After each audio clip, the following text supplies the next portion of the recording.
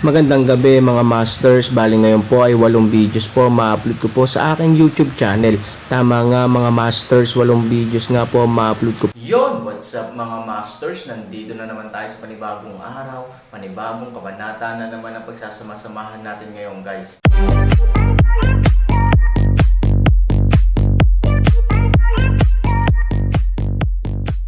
Bali mga masters, kung bago ka pa lang po sa aking YouTube channel, please click the subscribe button, lalong-lalo na po yung notification bell guys, para maging connected pa rin tayo sa isa't isa at maging updated kayo sa mga susunod ko pang video.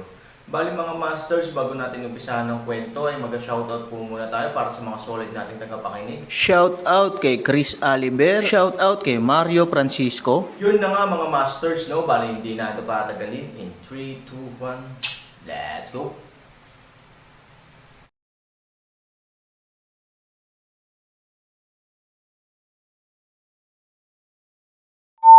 Ngunit nang siya ay nalilito at nalilito, nalaman niyang bagaman ang itim na gas ng mga paketeng ito ay tila hindi nakapipinsala, talagang naramdaman niyang kakaiba ang pakiramdam niya. Nakapagtataka na bigla siyang nakatagpo ng isang lubhang kamangha-manghang katotohanan. Ang itim na gas sa aking katawan ay tila nagsisimulang sumanib at nagsalubong sa mga itim na gas na ito ng dahan-dahan, at pagkatapos ay dahan-dahan ang inaalis ng mga itim na gas na iyon.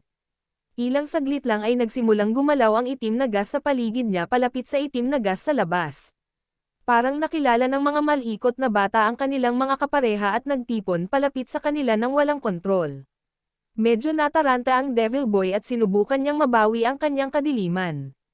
Ngunit ang kakilakilabot ay na ang mga itim na Buddha na ito ay pumasok sa isang ganap na hindi nakokontrol na sitwasyon. Ang itim na gas ay sumangga ng mas mabilis, at higit pa. Kahit ilang sandali pa, kitang-kita niya ang kanyang mga kamay na parang jade, at maging ang kanyang mga paa. Ang Fawi Tianlong na ipinatawag sa halaga ng buhay ay hindi lamang ang no-menon shell nito, kundi pati na rin ang kanyang ina.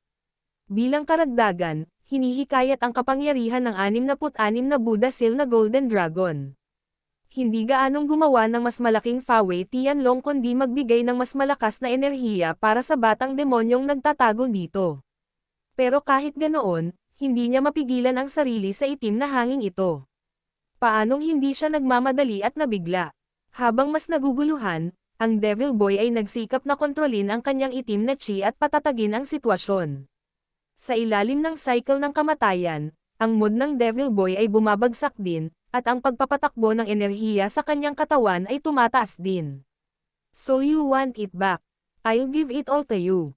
Panipi, sa itim na hangin, biglang lumabas ang isang mabangis na ngiti. Sino? Sino ang nagsasalita? Ang gulat na Magic Boy ay nagtaas ng kanyang mga mata sa paligid, ngunit natagpuan na kung saan mayroong isang tao, ngunit ito ay lamang ang malawak na itim na hangin. Palaki ng palaki ang itim na hangin. Ngayon ay kalahati na ito ng sukat ng football field. Pero biglang lumiit ang lumalawak na itim na hangin. Brush, brush. Ang lahat ng itim na chi sa isang iglap ay patuloy na patungo sa nakakabaliw na pag-akyat ng katawan ng Devil Boy. Mas maliit at mas maliit, mas maliit at mas maliit. Wow! Biglang pumasok lahat ng itim na gas sa katawan ng Magic Boy. Lahat ng bagay, bumalik sa kalmado si Fang Fo, bumalik sa dating sitwasyon. Nang makita ito, lahat ay natigilan at muling napabuntong hininga. Kung tutuusin, wala na ang kakaibang itim na hangin, ngunit naroon pa rin ang Magic Boy. Nangangahulugan din ito na ang lahat ay tila isang maling alarma. Tanging ang madilim na ulan pa rin ang nakakunot ang noo at nakahanap pa ng isang lubhang kakilakilabot na katotohanan. Naglaho rin ang laman at dugo ng Han 3,000 sa lupa sa pagkawala ng itim na chi. Dahil ang laman at dugo ng Aaron ay naging itim na gas, ang itim na gas ay nawala sa isang iglap, tulad ng huling pagsunog ng kandila. O may sikreto ba ang lahat? Hindi mahuhulaan ng maitim na ulan, hindi rin alam konkreto, titig na titig lang sa lambak sa ilalim. So, satisfied ka na ba? Ngunit tulad ng pag-iisip ng Magic Boy, isa pang tunog ang nanggaling sa kung saan. Napakalapit ng boses, ngunit ang Magic Boy ay tumingin sa paligid, hindi banggitin ang mga tao, kahit na wala siyang makitang anino. Sa kanyang paglilinang, hindi niya ito nakikita. Ngunit sa sumunod na segundo, Biglang bumukas ng husto ang kanyang mga mata na natatakpan ng itim na hangin. Ang buong tao ay tumingin sa ilalim ng hindi malay. Talagang lumalabas sa katawan ko ang boses. Na ito, sa murang edad, ito ay isang set ng maliliit na paggalaw para sa mga taong yin. At ang mga magaling, pero wala kang natutunan. Hindi mo ba alam na ikaw mismo ang masasaktan ng kasakiman? Aaron, ikaw ay Aaron Bulalas ng Magic Boy. Pagkaraan ng ilang salita, sa wakas ay narinig na niya kung kaninong boses, ngunit nang malaman kung sino ang mga iyon, ang iniwan niya ay walang katapusang takot. Hindi ka ba patay? Paano ka? Panipi, bakit mo sinasabing patay na ako? Malamig na sabi ng boses ni Aaron. Wala na ang katawan mo, at ang puso mo'y kinakain ko na. Pagkasabi niya nito, mas natakot ang takot na Devil Boy, at tuluyang natahimik ang buong tao. Oo, alam mo kumain ka, tapos ano? Puno ng kalokohan ang boses ni Aaron. Sa ilang lawak, magkahiwalay ang puso at katawan ni Aaron. Nakahiga lang ang isa sa lupa, ang isa naman ay kinain sa tiyan. Pero gaya nga ng sabi niya, ngayon lang ang lahat. Kung ang pagsabog ng katawan ni Aaron ay nahahati sa itim na gas, at ang itim na gas ay pumasok sa kanyang sariling katawan, tapos ngayon, lahat ng kanyang katawan ay nasa kanyang sariling katawan pa. Hindi sinasadya, natipon ko ang lahat ng mga bagay sa isang tiyak na lugar ng hindi sinasadya. Ikaw, lumabas ka, Aaron, lumabas ka. Oo, magsimula tayo. Kanina lang, pinaglalaroan lang kita. Sa puso ay biglang bumangon ang hindi kilalang premonition, sa oras na ito ng Devil Boy, gulat at paraan.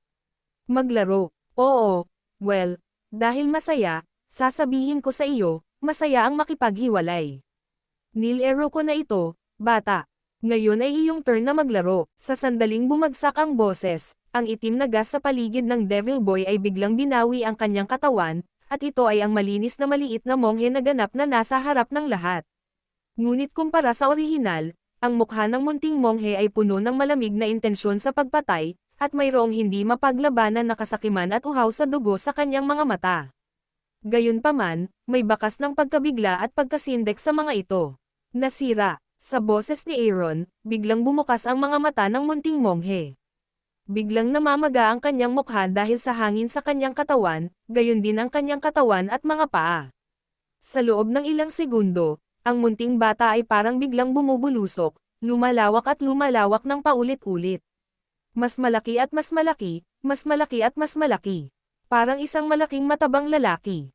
Ang limang mga pandama ay kahit naganap na baluktot magkasama dahil sa paglawak. Hindi niya sinubukang lumaban, ngunit ang ginawa niya ay napakalakas ng itim na hangin na kahit siya ay hindi niya makontrol. Ang tanging bagay na maaari niyang gawin ay panoorin ang kanyang sarili na lumawak ng higit pa. Limitahan. Parami ng parami ang limitasyon. Himukin mo ako. Boom. Isang bigla ang malaking pagsabog, na may mapurol na tunog. Ang katawan ng Magic Boy ay parang bola, na direktang sumasabog, at isang malakas na itim na hangin ang biglang kumalat.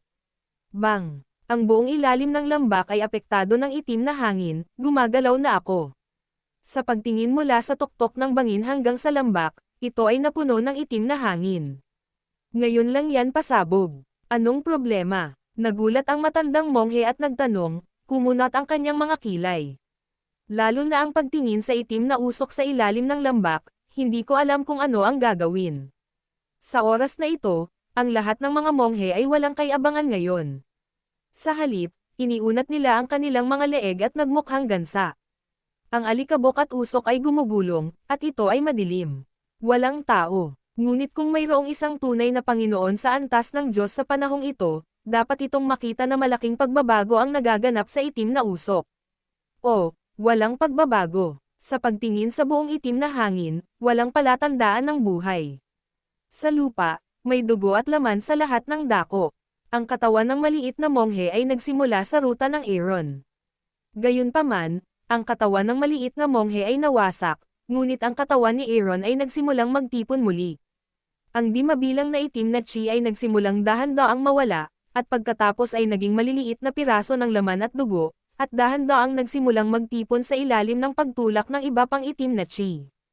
Ang ilan, pinalapot sa isang kamay, ang ilan sa isang paa.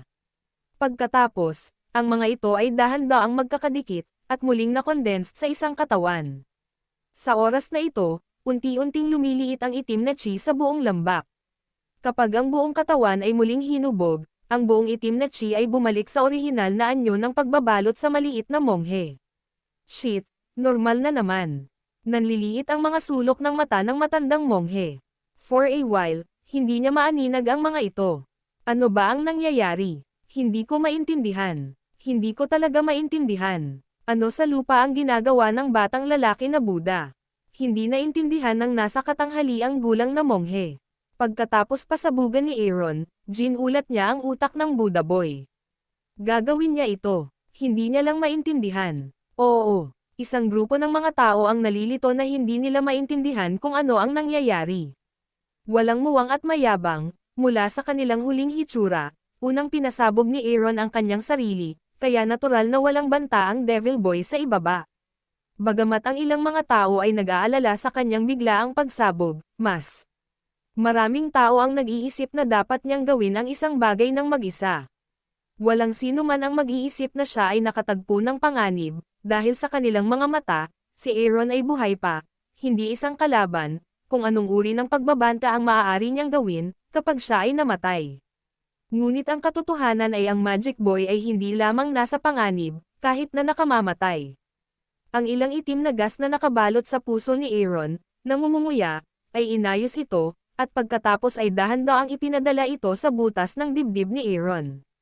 Pagkatapos noon, sinimulang ayusin ni Haining ang nasirang posisyon ng Aaron. Kapag hindi na kayang tiisin ng panloob ang limitasyon ng pakikibaka sa pagitan ng sigla ni Gui Yanzi at ng dugo ng Magic Dragon, ang katawan ay maaari lamang sumabog. Gayunpaman, kapag ang katawan ay ganap na sumabog, tila napagtanto ng dugo ni Yuanqi at Magic Dragon na wala ang kanilang host. Kasabay nito, ang kaguluhan na chi at ang orihinal na gas ng Aaron ay naapektuhan din ng pagsabog sa dantian. Ang kapangyarihan ng ilang pagbabahagi ay agad na sumasabog. Kaya nagkaroon ng napakagandang itim na hangin. Ngunit bilang ninuno ng 10,000 chi, maswerte si Aaron.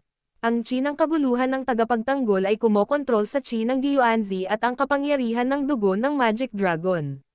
Sa ilalim ng operasyon ng espiritu ni Aaron, ang lahat ng laman at dugo ay nababalot muli ng chi. Gasification ng laman at dugo sa gas. So may sumunod na eksena. Ito ay isang sakuna pagkatapos ng matako na paglunok ng kasamaan sa simula, ngunit ngayon, sa pag-asa, mayroong hindi mabilang na mga pagpapala. Kung walang kaguluhan, ang Aaron ay mawawasak ng sarili niyang enerhiya. Maging ang natitirang diwa ay masisira ng gumugulong na kulog. Totoo na ang kapalaran at kasawian ay ipinanganak na magkasama at sinamahan ang isa't isa mula pa noong unang panahon, ang dugo ni Aaron ay palaging kakaiba. Noong siya ay nasa nihilismo, siya ay nagtapon ng dugo at nagkalat. Lumalabas na hindi mabilang na mga tao ang namatay sa ilalim ng mga patak ng dugo. Ang iyong tinatawag na Buddha Boy ay tinamaan lang ng dugo ni Aaron.